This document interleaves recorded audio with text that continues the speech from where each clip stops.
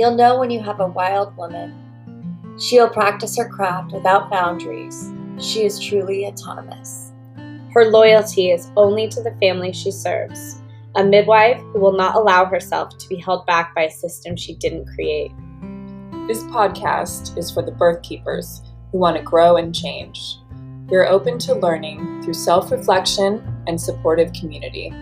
We are creating this space to explore without judgment. We are remembering we were Born wild.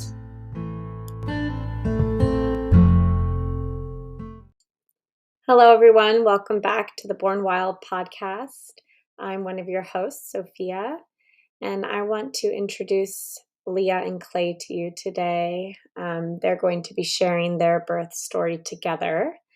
We had a wild 5 days that we spent together, and I'm looking forward to hearing both their versions of how it all unfolded. This was quite a long recording, about 2 hours, so I broke it up in 2-hour segments. They will be released a day apart from each other, and enjoy. Hi, Leah and Clay. Thank you for joining me for this interview. Hi, Sophia. Yeah, we're excited. Are you staying cool in this heat? It's like 100 degrees. Yeah, it's literally 100 degrees. Literally, yeah. The first thing I said when we got on is, please tell me you have air conditioning. Yeah. Luckily, here we do now. They're telling us not to run it, but we have a baby, so we feel obligated to. Yeah. Who's telling you not to run it? Just the county. Oh. Yeah, there's like those alerts out there. Yeah. They're like, don't drink any water and don't use your electricity. Don't do anything. Don't do any podcasts. We're like, no, we're gonna do it all. Yeah. We're gonna do all the things. Rebels. Yeah. Cool. Well, let's just start. I want to start from the very beginning, and whatever the beginning looks like for you. It could be like maybe you had a conception journey, maybe it's the moment you realized you wanted to be parents, or the moment you found out you were pregnant, whatever the beginning of this story looks like for you that you want to share. Let's just start right there. Okay. Where do you want to start? I think an interesting start is, yeah, exactly. Yeah. Why don't you tell that part about the tree farm? Okay, well, yeah, so we were already aligned that we wanted to have a baby, and we were talking about it, and it was kind of like, well, probably in like a year or so, let's like kind of just get our life together a little bit and stuff, and I think it had been maybe a couple of months. Mm-hmm. Yeah, I think that was probably like October or so when we started talking about it, and so then it was Christmas time, and we were going to the tree farm to cut down a tree, and we were just starting this tradition. I think it was our second year of going to Garlock's in Sebastopol, and they have picnic tables out, so we would go and we'd bring our picnic and we'd hang out and we'd just like make it a whole trip. And we invited my best friend Spencer. Did anyone else come? No, I don't think so, right? Yeah. And while we were waiting for him, we were just sitting and having a drink and talking. You brought it up. Yeah. And I was like, well, it might take a while to get pregnant, and then you'll be pregnant for like 9 months. So then like it could be like more than a year before we even have a baby from when we decide. Mm-hmm. So why are we waiting? Like, why don't we just start now? Why don't we just? It's got little goosebumps. Yeah. And it was like, I have PCOS. I was like, yeah, PCOS, it could take us a little while. Like friends have, it's taken a while for friends to get pregnant, 6 months plus. And so we're like, let's just kind of go into it, no expectations. Like it may take a while, and just start trying and like see what happens. And it was super exciting. And then Spencer came and we told him, we were like, dude, we're going to start trying to have a baby. And he was all excited for us. And it was like, it felt just like perfect. It was like, one of our best friends. And that was like middle of December. And then, fast forward a month and we had a positive pregnancy test. So, turns out it didn't take that long, Thankfully. thankfully. Yeah. I remember hearing about the PCOS. I was like, how long did it take you to get pregnant? You're like, yeah, that wasn't an issue. Yeah. Yeah, that put all my worries aside. I was like, oh, thank goodness. Yeah. Yeah. Yeah, it was so then January, yeah, we it was January 16th or 18th? Yeah. 18th, I think. Yeah, and Yeah. you could tell the Yeah, well, was an yeah, exciting day. so I was taking pregnancy tests basically like before the weekend Oh because yeah. we would like go out and go party. Like we went to Tahoe, it was the holidays. It was like, okay, I want to make sure I'm not, drinking heavily or drinking at all if I'm pregnant. Obviously, I didn't want to do We that. stopped on the way to Tahoe to buy a pregnancy test. We could take it so we could make sure we could party. I literally peed on a stick at Target, In between here and Tahoe. put it in my jacket afterwards, and ran out to the truck because I wanted to see if it was positive or negative in the truck with Clay. A little wet. Wait, so did you buy it first or did you steal the pregnancy test? I didn't steal it. I bought it and it was not pregnant. So I put it in the glove box, closed it, and I was like, let's go party. But then the following weekend, I was just kind of doing the same thing. I was like, okay, let me just like check, like just want to make sure. And I was actually late, and which I attribute to PCOS. And I was like, Because you had longer cycles. yep. Yeah, usually 32-day cycles. And so it wasn't super out of the ordinary because I'd say like once or twice a year, I would like either skip my period or skip ovulation or both. I don't really know what happened there, but definitely skip my period. So we kind of attributed it to that because I kept taking the tests and there was nothing. I was like, yeah, I feel like it would have shown up by now. So we were just kind of checking anyway and sort of just waiting for my period to arrive.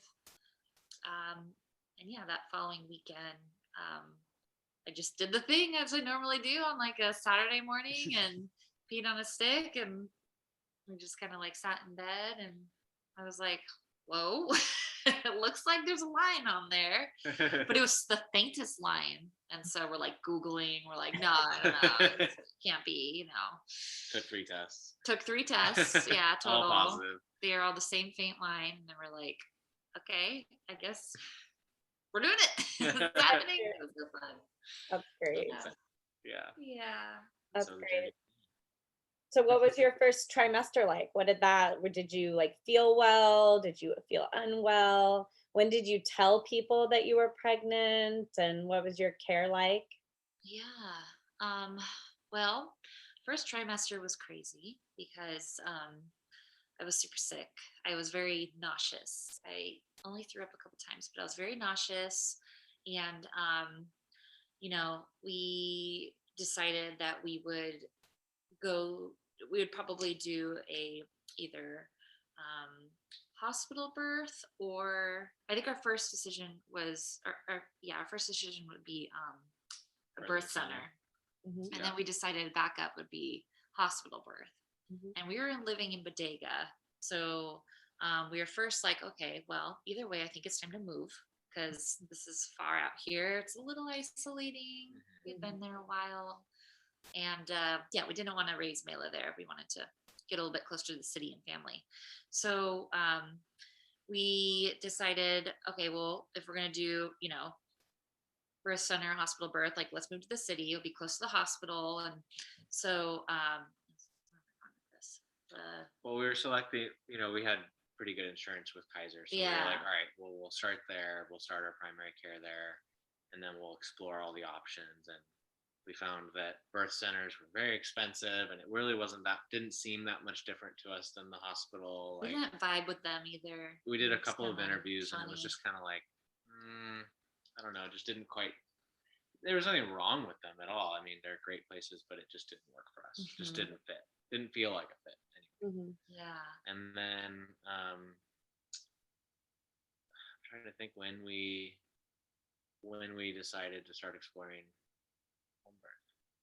I think we just kind of we eventually moved in my first trimester. Yeah. So we did move into the city, and right before we moved is when we shared the news with everyone, which was exciting. And it was like actually a week before hugging basically became banned and illegal because of COVID. Yeah. So we got to share the news It and was good. hug We got to hug everyone everyone. and enjoy A those week later, we all moments. couldn't hug. Yeah. We were working from home, and That was what it was. We decided we yeah. didn't want to do a hospital birth, at least because of COVID. Mm, So that was And a big factor for you. Yeah. that yeah. was, and we were like, well, we really love this house we had just moved into. I mean, we are thankfully able to move into a brand new home that we're renting, Coffee Park. And so it was just like really clean, like really nice, and it felt comfortable. Mhm. And so we felt that it was just safer in many ways to maybe do it here than in the hospital. Mhm. We weren't feeling the birth center thing too. Yeah. At what point did you guys know that home birth was even an option? Because some people don't even recognize it as an option. Yeah. Well, I was born at home. Mhm. Um, yeah, at That's such a home. fun fact. I'm always Yeah. jealous of people born at home. And I just felt like such a normal thing my whole life. Like, it's one of those things where you hear people say it with all sorts of things in their life, but like when, as I grew up and I found out that people were born in hospitals, like almost that was kind of the weird thing to me.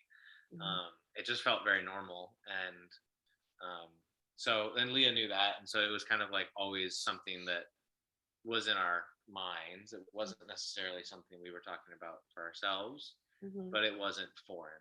Mhm. Yeah. So when it kind of came up, I don't even remember how it came up, which came up so organically, um, that was an option. And And the choosing initially of the, hospital birth center, was it like more financially, or was it safety, or what kind of cut out home birth for you initially in the beginning? I think it might have been a lack of education and just like a bit yeah, of um, internal anxiety from that, just not knowing like if something went wrong. And so we yeah, educated ourselves more about that, and we talked to Clay's mom about it a lot too. Mhm. She kind of had like a free birth essentially because of the hmm situation, I was and born very fast. very quickly her midwife had just walked in. She walked in and she was like, "Are your hands?" She looked at my dad and said, "Are your hands clean?" Yeah. And she said, "Good, because get ready to catch him. He's coming." Yeah. And I was born. And it just sounded so magical, like the way she talked about it, and it was just exhilarating, and not knowing the gender, it was all just kind of a mystery. Mhm. Yeah, And so we talked to her a lot about that you got because intrigued, so we started yeah, educating ourselves more. yeah. Yeah. And then our two bosses essentially, they had a home birth, two home births, and I mean, we've just heard incredible stories about that too. And then once we like kind of hmm expressed interest about that, talked to them a lot more about that and got us more excited. Mhm. And yeah, with the COVID layer too, like we knew that Made it family easy. wouldn't be able to attend, and we wanted to be able to also control who comes in and who comes out. Mhm. And in a hospital setting, you can't do that, Mhm. right? It's just strangers. Yeah. Yeah. And Yeah. knowing people really makes a difference, like being able to see someone and know them and relate to them, that, oh, you don't have to just be this like intense, crazy hippie on a commune who, is giving birth at home because Yeah. they probably won't make it to the hospital anyways, kind of situation that, like, no, lots of different types of people have home births. And now you know a bunch of them. And yeah. Were there any other resources Yeah. that were Exactly. helpful during your like research and education, besides talking to people? Yeah, I mean, we signed up for a birthing class as well, which was ended up being like a video birthing class because of COVID, Yeah. and it was supposed to be like 6 or 7 different family or couples, and this one woman who was teaching it, and nobody else ended up signing up, so we ended up getting a private one-on-one session with her, which was Oh. awesome. And she was also only, I don't know, a few weeks ahead of you or something, or a month or two. Yeah. So she was going through all the same thing, a lot of the same stuff, with being pregnant during COVID and trying to figure all that out. Mhm. And so, yeah, we learned a lot. It was great. She talked about home birth, birthing centers Mhm. and hospitals. She talked about cesareans. She talked about, like, she went through the whole thing. Mhm. It was really great. That was Yeah. very helpful. She prepared us for the hospital setting, knowing that we Yeah. were intending on a home birth, That was nice. which ended up being extremely beneficial. Yeah. And we didn't realize we were very much like home birth is our thing. Like this is what we're gonna do. Mhm. But she really emphasized like just in case, like emergencies, like I don't want you It's good going to in know. there blind, like Yeah. just so you know. Yeah.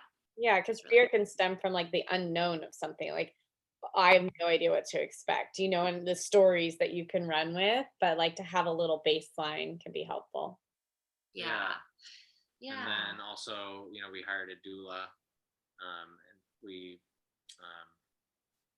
we had a package with her where she was provided some prenatal visits, Mhm. a couple of visits where she came and gave us some education as well. So she did a lot of those same things. So some of it felt a little repetitive through, like, we did a class and then we had the doula, and then I think we just like researched a lot online and stuff. And Yeah. I watched a lot of home birth videos. yeah, Like pretty much every night I would watch like 2 to 3 and then just like cry and like love it and show Clay and just be like, look at this, like, oh my gosh. And a lot of home birth videos and like birthing pools and read, some hypnobirthing books, Mhm. the birth partner and how to yeah. support. And yeah, there was Yeah, I think a lot we we did. just like inundated ourselves with information everywhere we could, and even though, like I was saying, a lot of it felt somewhat repetitive in the moment, it was, in retrospect, it's like we learned a little bit of something different everywhere,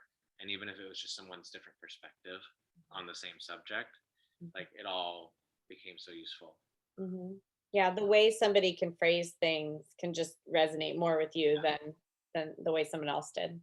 Yeah, and then obviously when we started care with you as well, like, you know, same thing. It was like we had you, we had Becca as a doula, we had the class, we had books. Like, it was just kind of like all coming. Yeah. You know a couple things about babies.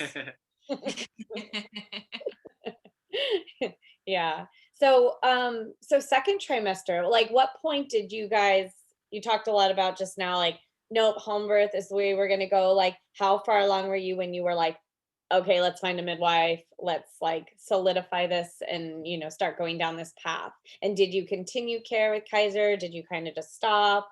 What did that piece look like for you?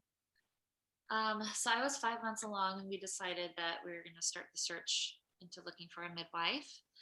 And we kept everything on with Kaiser, and we had actually we had decided to do like the highest tier of insurance like right after the Garlock Tree Farm thing, really. Yeah. And we decided, because we're like, It let's was get, open enrollment. We're like, let's do it. yeah, just in let's get case, the Rolls Royce just in case. And so we kept that. And what we decided was I would do my lab work at Kaiser and my like the really mandatory like ultrasounds at Kaiser, the ones that I felt like were good ones to have. Mhm. I didn't do all the routine ones that they suggest because it just didn't seem like that was necessary. Mhm. So I think we did like 2, and then all the lab work, and then we decided everything else would be done with you. You did a dating early ultrasound and then like an anatomy scan halfway? Those Yeah. 2? Yeah. Okay. Maybe third one. I think. Maybe third. Yeah. They wanted to do about 5 total. Yeah. Which was, it just seemed really unnecessary. I think you did 3. I think there was 3 total, but I think that's partially because the first one was like so early that they were like, I think you need to come back in like 2 or 3 weeks, which was interesting because of the whole due date thing. It's like, you know. Yeah, that's a big piece of your story though, like You know what I mean? confusing due date. Yeah, that we went in and then it was too early for, like, they were like, I think you need to come back in a couple of weeks to redo this first ultrasound because it's things haven't developed enough, and yet they still were like, you're this far along. It's kind of a contradictory statement. Yeah. I didn't even Yeah. think about it. Yeah. But yeah. Yeah, go into that a little bit. What is it about the due date? So in Kaiser's eyes, I went post dates at 43 and 1 day, I believe it was. Like gave birth at that or went into labor at that date? Gave birth. And so what we had calculated based on, you know, when we had sex and when my periods, tracking my periods with PCOS, it would have been actually a bit later. So given my long cycle and when we did the deed, it would have actually been a bit later and closer to the date that Mela was actually born. So we believe we were more like 41. Yeah. And that's the date, like when we met, that was the date we decided to go off of because you guys felt pretty sure that you knew how your body worked and what was happening in the bedroom and when. And Kaiser did not know that. Yeah, they have such their calculation is like so cookie cutter. It's fine. It is what it is. I get why they have it, but it's yeah. It didn't sit right. We went with our gut on this one and just how it all kind of happened. So yeah. Which is actually another benefit to having home birth and working with someone who is, comfortable with you picking your dates versus having to go off of XYZ because of how much pushback you would have received at Kaiser. Yeah. Yeah. Totally. In hindsight, I wish I kind of didn't know the date. Yeah, I think the education we got to helped us feel more comfortable with that because it was like, just you start to really learn what the risks are, or the risks that they say are associated with going past term, and it helps put it in perspective when you understand, I think, how low some of those risks are and how misconceived a lot of them are. Like a lot of them, they have misconstrued the information. Or they'll say like, well, the risk is higher of something, but it's more of a correlation than a causation type thing, so.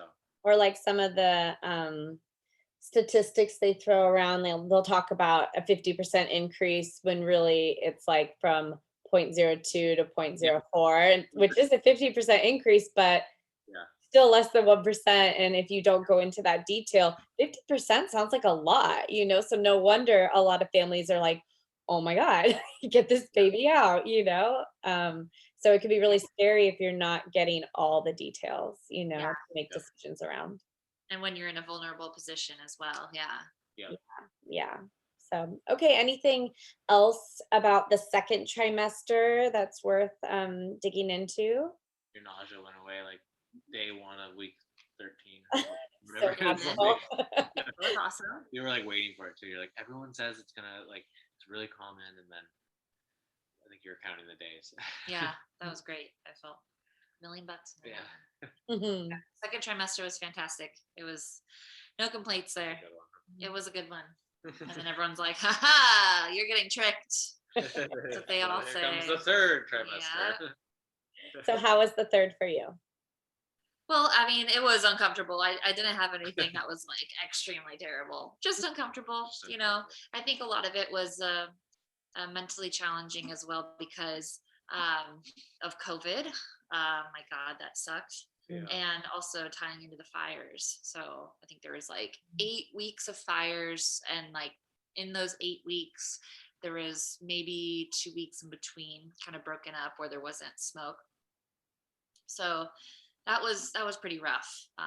Just kind of having that sort of challenge, wanting to go outside and get fresh air and be immersed in nature.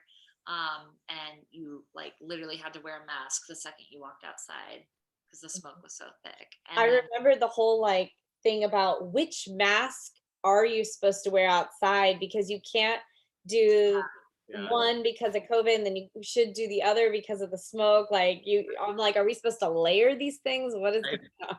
They said that. They said there too. And it's like, yeah, do you have a baby pushing into your lungs? Like that doesn't work as well. Yeah. Already hard enough. Because there's nothing going on with COVID. So it's like, well, I want to go walking outside, but I don't want to be outside. Yeah. You ended up one day going to the mall. Several days, yeah. Because just to walk. Just because it was the only place you could walk. It was terrible. Yeah. You still had to wear a mask. And you still had to wear a mask, yeah. But no, third trimester was exciting. I mean, it was just so incredible to, see my body grow like that, and to watch our baby, move from the outside, and feel them. I didn't know if it was a boy or a girl. Um, and yeah, just experiencing that was so special. And Clay and I, because of COVID, got a lot of one-on-one time together, which, thankfully brought us very closely together. Yeah, uh, little blessings, right? Yeah. Mhm. yeah. And so it was great because, once a baby comes, like, it's insane. It's Mm. so hard. And so we got to have that time, and it was really special. Yeah. And it was almost uninterrupted, because like there weren't, my family doesn't live up here, and we have some family up here that we got to see, but that was kind of it. Yeah, we were hanging with friends or doing things or going to. We would have normally been like in the summer going to concerts and Oh yeah. traveling and hanging out with friends and going to the river and Mhm. yeah. Yeah. There's pros and cons because you can go really inward and get really intimate. And then also I've heard some moms say, especially for like a first time mom, the like joy of people coming over and touching your belly, like people you want to touch your belly, not like strangers, or like baby showers. Like, how does that work out for some people? That there were a lot of things moms felt like they missed out on, or just the like walking down the street and you're glowing and everyone's like, oh, but now everyone's like afraid to go near you. Were any little things like that hard for you? Yeah, I think but it was actually a positive to not have random people touch my stomach, Mhm. because I'm not into the randos, doing that. Yeah.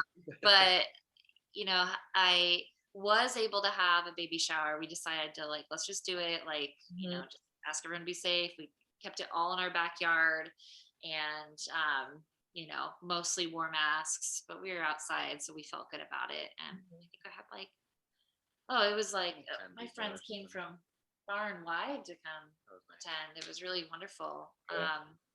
And had some family here. My sister hosted it. It was incredible. And we also had a virtual one with my family who couldn't make it, which was equally special. That was fun. So yeah, there were, I'm We sure made there it were. work. It was um, emotional to try and figure that out though, because It was. you really obviously really wanted one. We both Mhm. did, but like you really did, and we were back and forth a lot. Like, no, we shouldn't do it. It's irresponsible. Like, oh, no one's gonna want to come. And people are gonna feel like pressured, Yeah. and then yeah, it was just a lot of back and forth until we finally were just like, screw it, we're doing it. Yeah. Mhm. Yeah. I have a lot And of it was also internal. the fires too. Then Mhm. it ended up being like one of the only weekends for like a couple months that Yeah. was clear.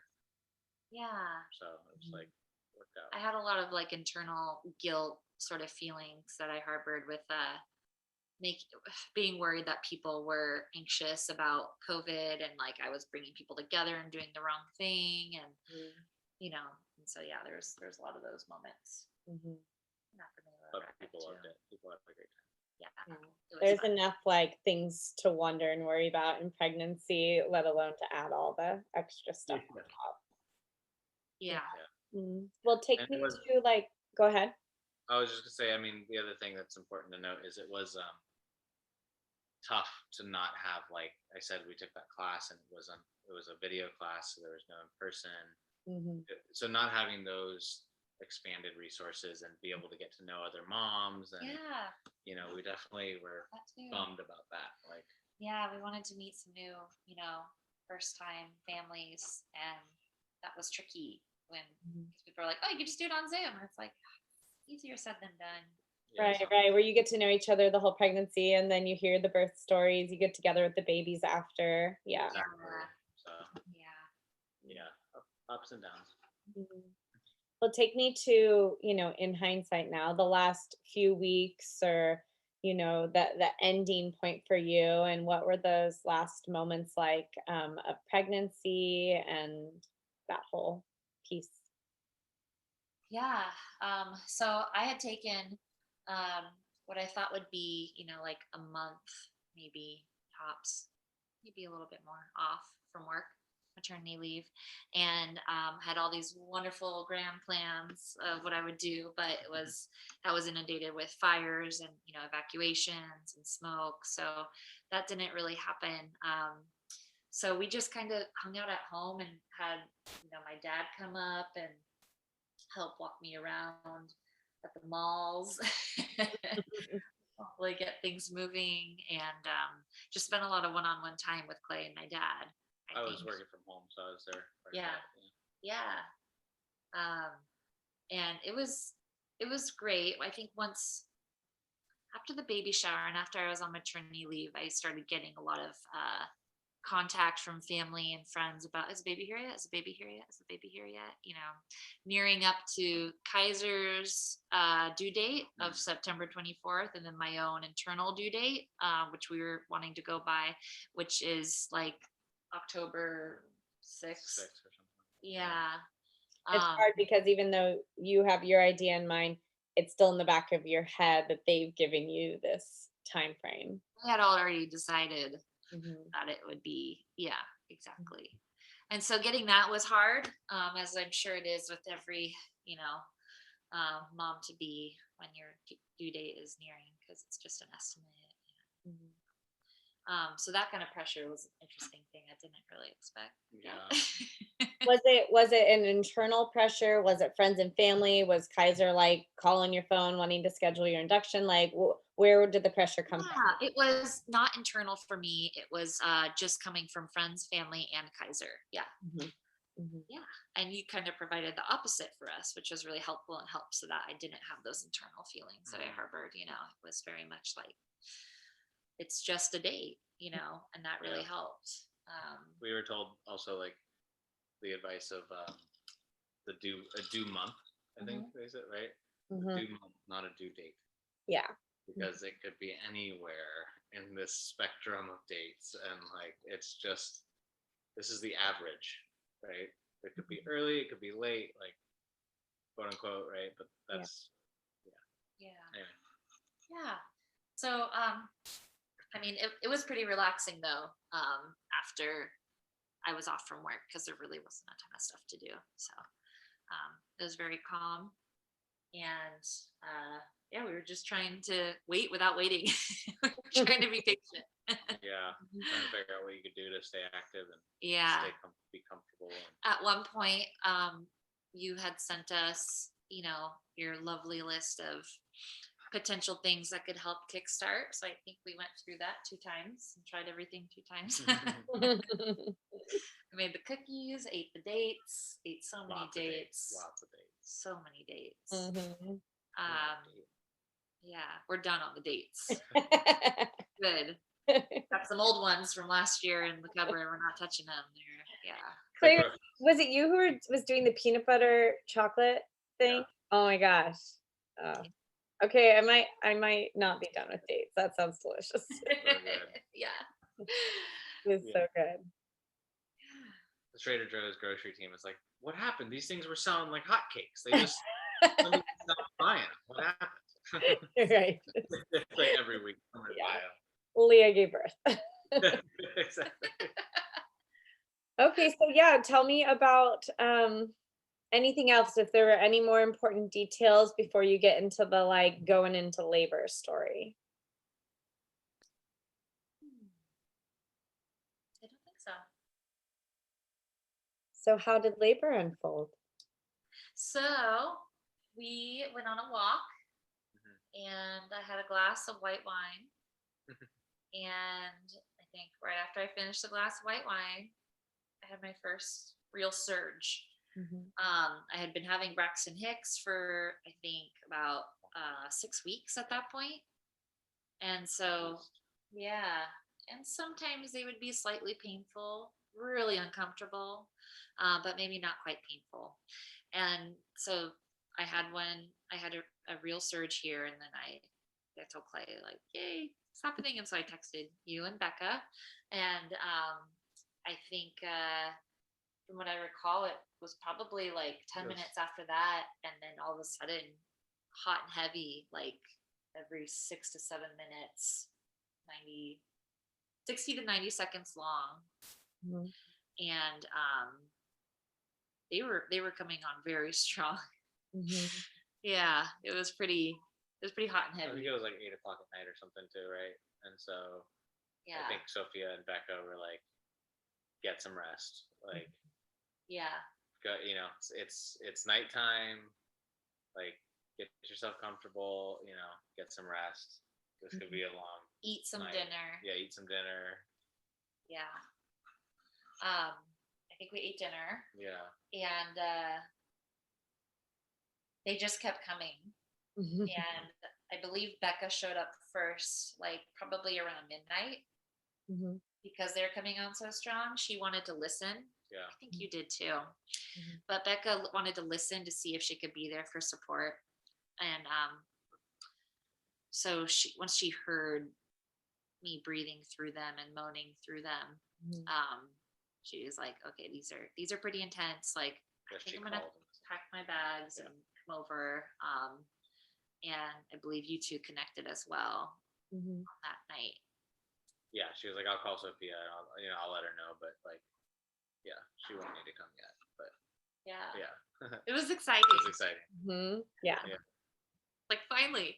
I know, and it felt like this could be happening pretty quickly too. It did. Yeah, definitely got my hopes up that the dates were working and this was going to be a quick, fast, and successful labor and birth at home. So yeah, we were thinking it would happen pretty quickly. Then what happened? We made a cake. Yeah, we made a cake the that next night? day. Wasn't it that night? No, I think it was the next day. Oh, okay. Because I believe you arrived, Sophia, on Monday morning. Please. Yeah. So well, it's all a big blur of 5 days, really. Yeah. I was like, wow, you're talking about different hours and stuff right now. Yeah, no, I can't do that. But we'll be here all night. We did by the hour. I believe Sophia arrived on Monday morning, and I mean, if I'm remembering correctly, things were still going nonstop. I was not able to sleep. During that week, I was not able to sleep more than a half hour without being woken up from a pretty intense contraction. I never ended up having any really light contractions.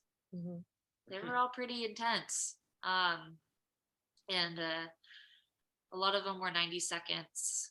And it really, once after I think Tuesday, I realized I wasn't going to, after Monday, I realized I wasn't going to be able to sleep, because I tried sleeping that night and I couldn't sleep for more than a half hour, like I said. And it was just really hard. It became a big mental and physical challenge. Yeah, it was really exciting at first year, and then it was like, okay, we gotta like buckle in for the long haul, and you're like, let's get some rest, and then it was like, oh, that's not happening. Yeah. I was like, okay, so how do I buckle in for the long haul? I can't rest. Yeah. I think morning came and we made a cake. Yeah. And then after the cake was baked, I was hoping that the scent of the cake would help make me want to move things along.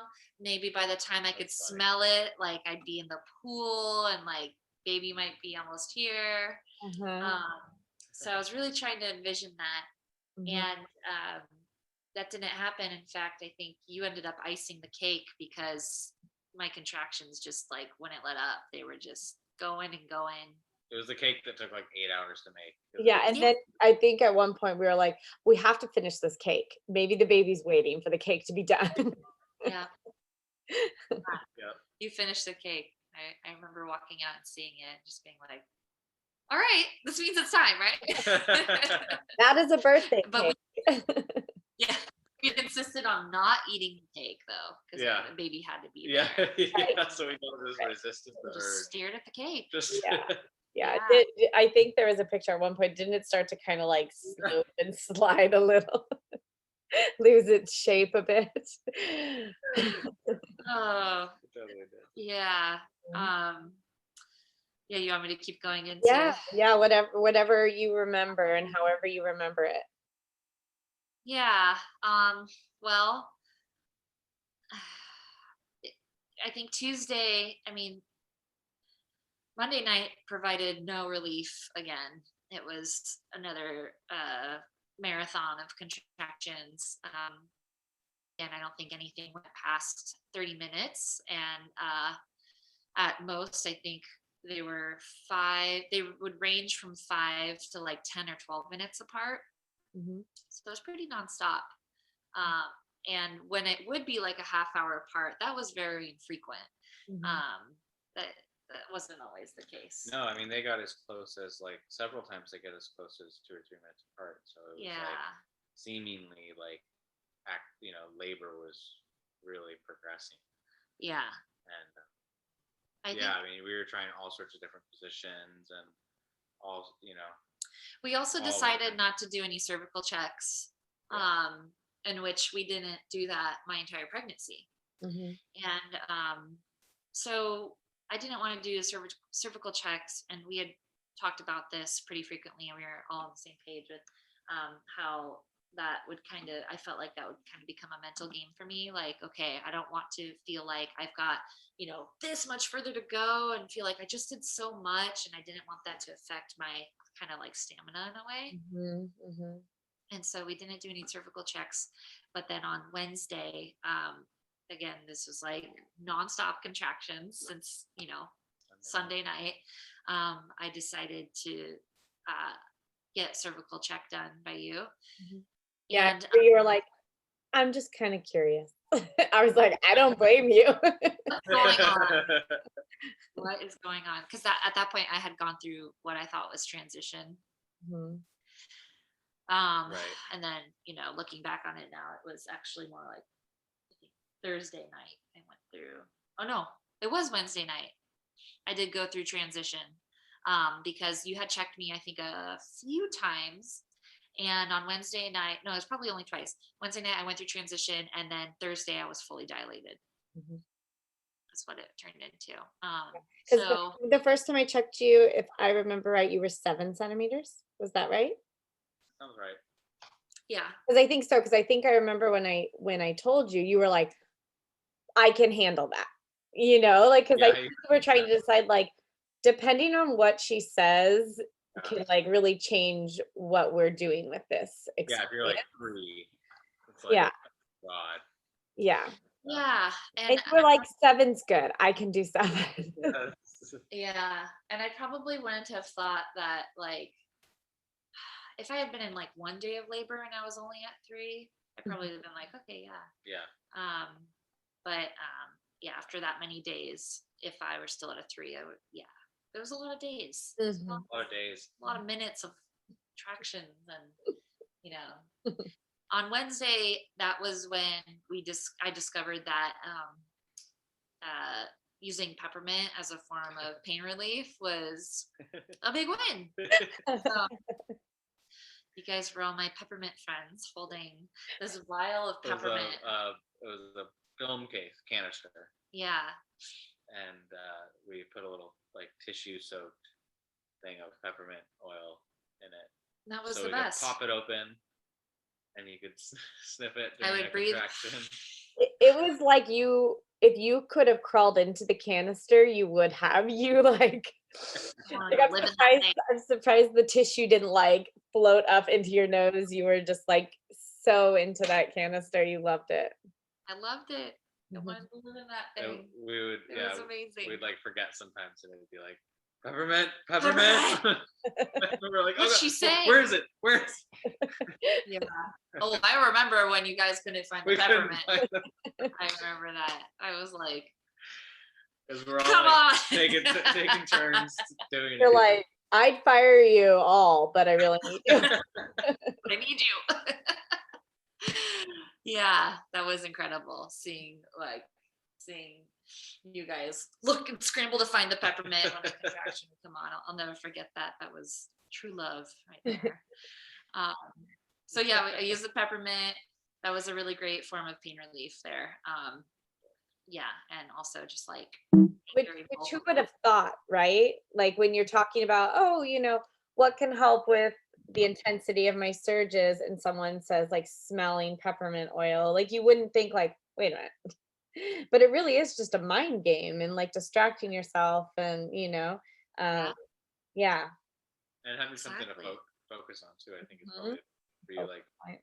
where it's not even just the scent, but it's like I remember you were telling us like there's a ritual, or like not a ritual but a rhythm to your contractions, and once Yeah. you find that rhythm and you find your thing, then it's like you get through it a little easier. Yeah, I Kind of, think I think ritual's perfect because it's like you can count on it. Yeah. Except for those yeah. few moments that we couldn't find it and you could say you couldn't count on it. But it's like you finally With, find something you have control over. Like I can hold this and I can smell it and that's my thing. Right. yeah, Mhm. Yeah. Yeah. exactly. And it also helped me breathe because I realized if I can breathe right and I breathe like deep That's and right. long,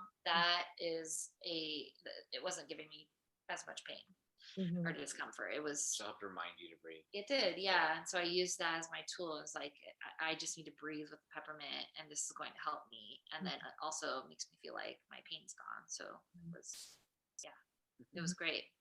Um, I think once the birth tub came out on Wednesday, which was hilarious because you guys had to go blow that up like out front, like hooking it up to your car cigarette lighter, Yeah, right? there was it didn't come with a wall plug, so we had to go use my car. And it was like the car and then the rose bushes. So we had to get like this blanket and like protect the tub from popping on the rose bushes. And I'm sure all your neighbors were like, ooh. One of the neighbors walked by. She told me afterwards. She's like, "Oh, I saw everyone setting up the birth tub." I was like, "Oh, yay! I gave birth to one of those. Go, Leah. She's in labor." Yeah, usually it's a lot more like private. We practically went outside with a megaphone, like Leah is having a baby, and blowing up this huge pool. Oh yeah, yeah. That's so funny. I Uh, remember like walking past and seeing the door open, and just being like, What are they doing? Wrestling this birth tub? It was like already blown up and like trying to like tie it off or something. Get it through And the door. yeah, the rose bushes were Yeah, quite a yeah. nice obstacle there. Yeah, so once the birth tub was up and filled, I remember thinking, oh my gosh, like these ladies are professionals. They know I'm close. And that means this baby is just like about to slide out of me. Like it's time. And so I felt like I got another burst of energy and I'm like, it's coming. Like this is it. And so we went into the tub. I just like waited till you guys were like, yeah, like let's do it. And nothing, happened. It just kept laboring and laboring. And but yeah, I mean, baby was on her own schedule. mhm, She wasn't ready yet still. Yeah, So totally. there's a lot of in and out of the birth tub and Yeah. emptying it and filling it back up and mhm, making sure it Yeah. stayed warm. Keeping warm. mhm. Yeah. Yeah. And yeah, I think maybe we could go into Thursday at this point. At this point, It's we a had the blur. same Spotify chill vibes playlist rocking for the last 72 hours. Yeah, And it was still working. Like it was still like, it was playing nonstop. but it would still every once in a while. Mhm. It's fun. Like no lyrics, Yeah, just except for that one song that came on. that was weird. What was that in the I middle of don't the know. night? Do you remember? I don't remember what the lyrics were. We were I like, was like, change this song, it was- whoever is it was right like- now. turn the effing lights on, turn the effing lights on, turn the effing lights on. Yeah, It's like all of a sudden this not good in DJ labor. came on and he was just like, music, change the music, just change the music. Like, what is happening? What is this? Some other of my favorite memories were you eating your big boy burrito, and we were like, "How much does that burrito weigh? Because you're gonna give birth to a big boy, and like we think it was a sign." And Yeah, Totally. yeah, and then we were just- another one was watching Ace Ventura and like watching him like be born from that like fake rhino. And we were like, see, Leah, that's all it is. It's just like that. Have a baby call out. That was great. Yeah. Yeah, we Oh, were like, that we was need some funny. comedic relief. Like, we need to do something besides just like focus on labor. Like, let's try and distract people, Yeah. you know. So we are like, all right, let's throw on a funny movie. I'm Yeah. glad you captured that too, all those moments on video, because you could look back on that and it's so sweet. And hearing you guys laugh at that scene, and I'm like in the corner on the yoga ball, just like, ha ha ha ha ha. I didn't even have any energy to expel to. Yeah. But we tried like so many things. We just kept going down the list. I remember you took some time where you were like just going to be alone, like nobody in the room with you. And you just were like, taking time for yourself. We Yeah. alternated like I would go home and do some things. But we always had somebody there supporting you if you needed it. But just like, okay, maybe you feel like you're being watched. Let's like remove everyone from the situation so that, you feel undisturbed. And maybe we need to like go on a walk, or maybe we need to rest more. And I feel like we were just cycling through all the Mhm. things. Was Yeah. there anything else you remember trying in terms of tools besides that, like maybe homeopathy, tinctures, rebozo, other support people coming into the picture? All of the above. Yeah. Yeah. Tried tinctures, smooth transition tinctures. Tried that several times. We did a lot of like inversions, and yeah, with the rebozo, we did the shaking of the apple tree a lot. You would guide us through all these different exercises for Clay to help me with, and we tried. We were starting to think, at this point, because it had been so many days, that baby maybe just wasn't positioned right and needed a little bit of extra help. Like maybe the shoulder was just a little bit kinked and needed to just like do a few more inversions to help unkink and help everything move. So we tried all of those things to help with that.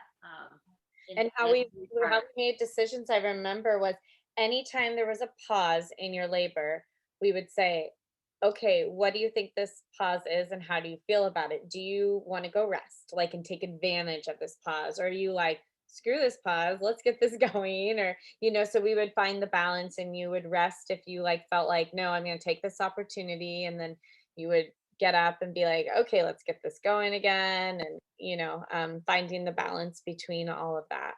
Yeah, Yeah. yeah, Mhm. that was tricky for sure, right? Because like you want it to get done, you want to do it, but you also aren't fully in control. So you're like, well, Mhm.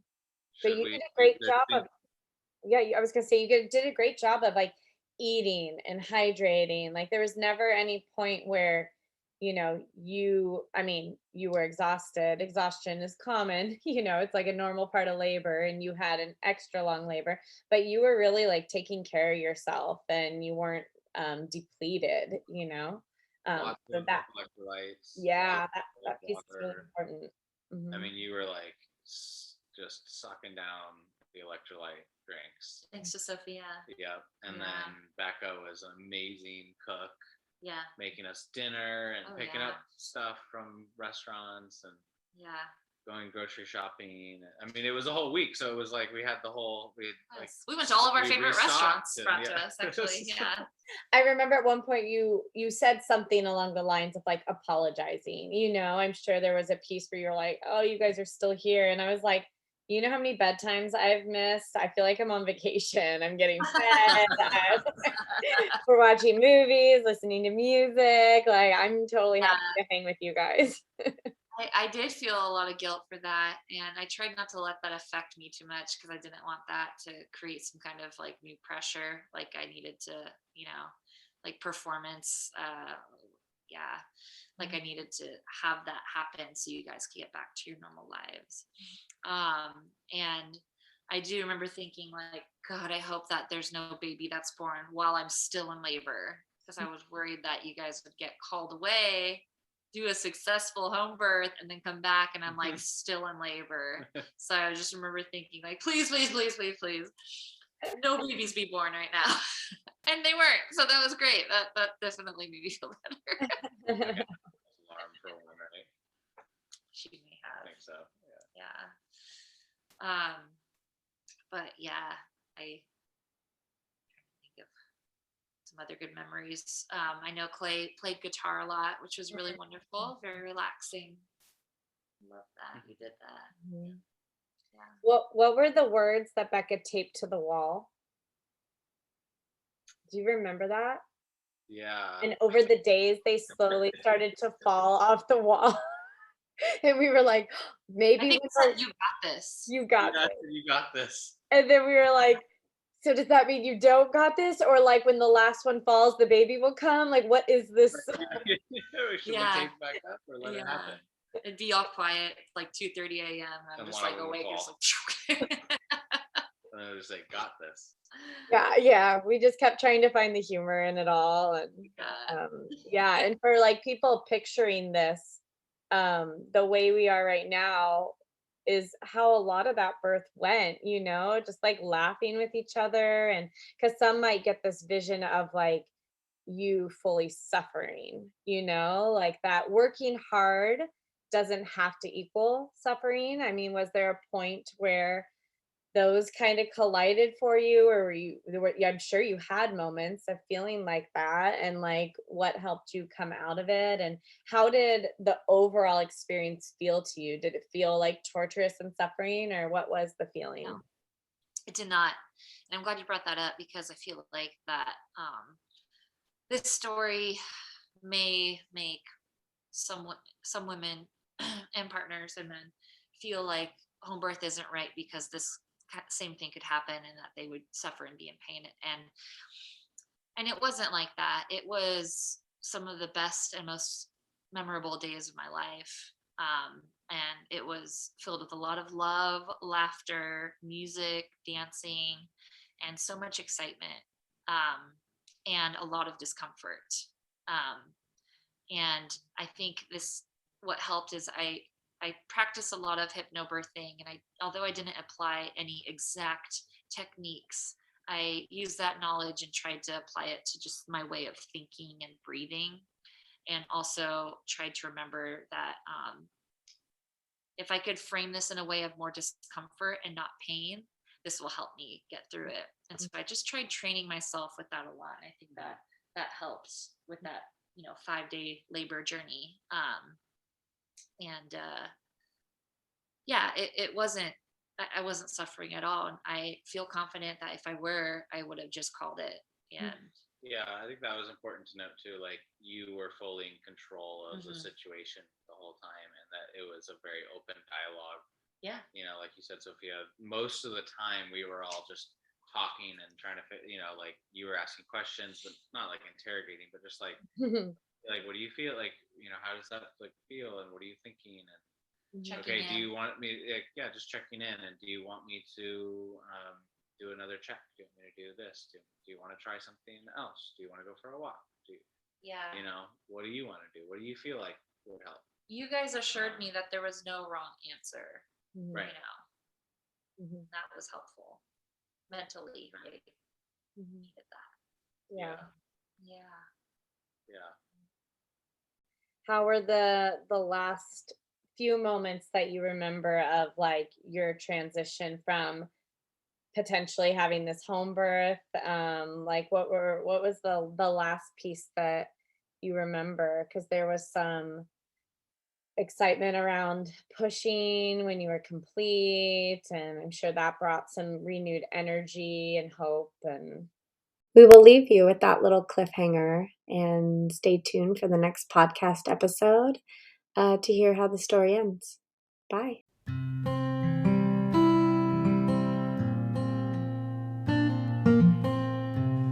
Thanks everybody for listening. You can find us at Born Wild Podcast on Instagram. For inquiries or feedback, you can email us at bornwildpodcast@gmail.com. You can find me, Emma Ray, on Instagram at Emma Ray, REA, Sophia at sophiabirth.com, and me, Leah, at Bay Area Home Birth. We would really appreciate it if you would rate and review us on Apple Podcasts. It helps us reach more people. And as always, stay wild.